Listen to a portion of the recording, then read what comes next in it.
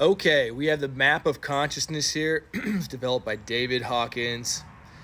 This will bring clarity to your journey with anxiety and OCD. I used this scale, this map, to get out of OCD, lower anxiety, and really get my life moving forward.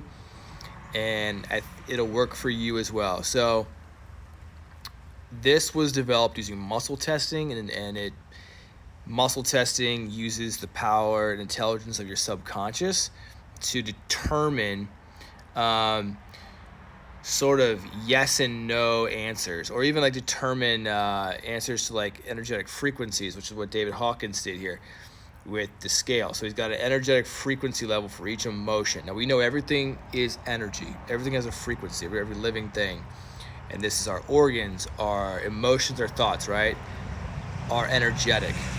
And so you see here, there's less energy available at these lower level emotions: shame, guilt, sadness, apathy, grief, fear. You move up. As you move up, you access more energy. And so now, emotion. Emotion is meant to come up and come out. It's a very natural process. Why kids show and express emotion just so effortlessly. It's natural. And so we learn how to stop that process in childhood. Now for someone, and those of us with OCD, we have shut off our ability to really feel and express emotions because of the inability to do that in our childhood. We won't go into detail there, but because of our intellect and the powerful creative aspect of our mind, we learn that we can just shut those feelings down, push them away, and we'll feel better. We can cope that way, right? And it works for a little bit until those feelings that are buried, they don't just leave, right?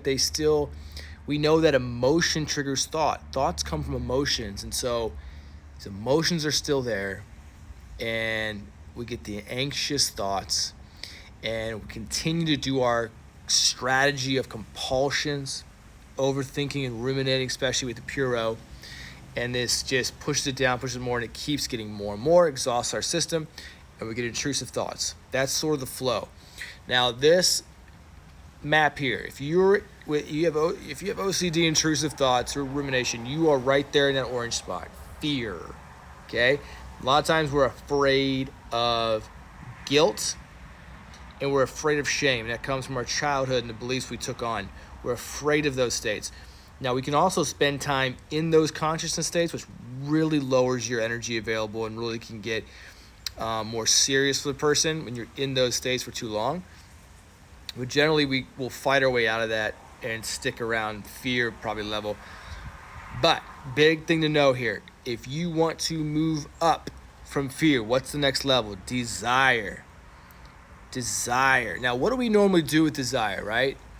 It normally sounds like this. I don't want intrusive thoughts. I don't want to ruminate. I don't want these panic attacks. I don't want this.